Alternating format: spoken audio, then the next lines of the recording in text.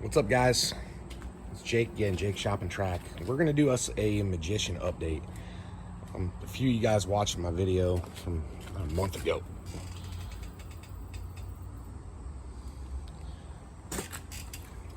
My 500-mile Magician update. This the odometer, I've figured out, it doesn't read in kilometers. It's like 1.7 miles for every mile that you ride. Okay, right after that video, well, no, not right after that video, about within a month after the video, I did an oil change on it, and the 500-mile service is recommended in the owner's manual. I want to share something with you guys.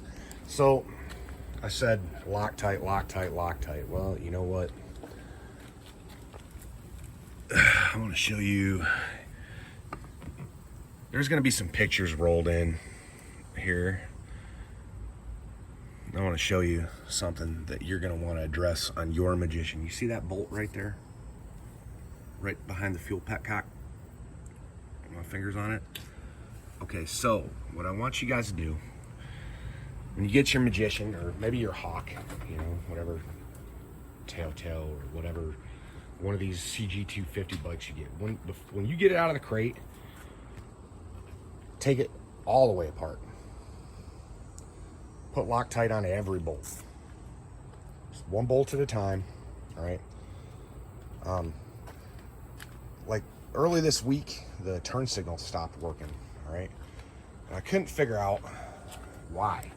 And I'm down here and I had the whole damn side of the bike off, and I'm looking at the wiring, and I noticed that both of those front fucking motor mount bolts were gone out of it. So I realized I had bigger problems. As you can see, those are not the right bolts. Those are just bolts that I put in there because I had them at the shop, and it's better than no bolt, what was in there.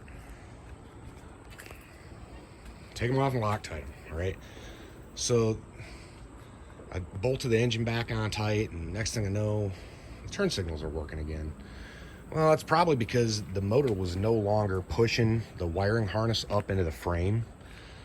So, like, I rode it the next day, and then I jump on the bike to go to work the next morning, get down to the corner, and holy shit, man, the whole damn bike dies on me.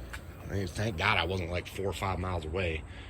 I've been late for work, and I was already having a pretty bad day. So I get home, and I notice it's got a blown main fuse, and okay, well, I'll stick another fuse in there, see what happens.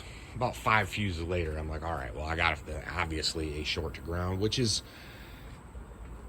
you know, I know that. I'm the eternal optimist when it comes to things mechanical, you know, just hope, you know, which is not a plan. And, well,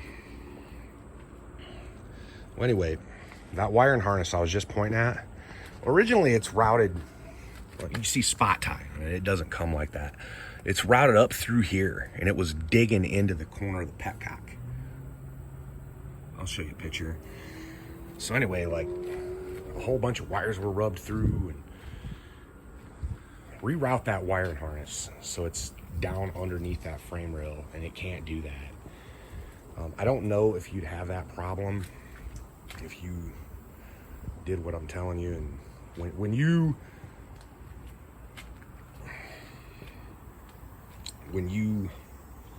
how do you say, Loctite everything like you should in the first place. I mean, you might never have that problem, but I would move that just for safekeeping's or safety's sake.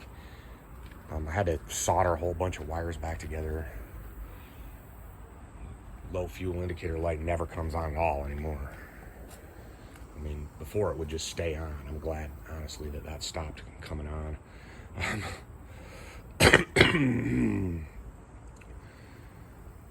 Pay attention to the wire routing on these bikes, and next time something goes wrong on it, I'll let you know. Here comes them pictures. Thanks for watching Jake's Shop and Track Talk, and we'll talk to you later.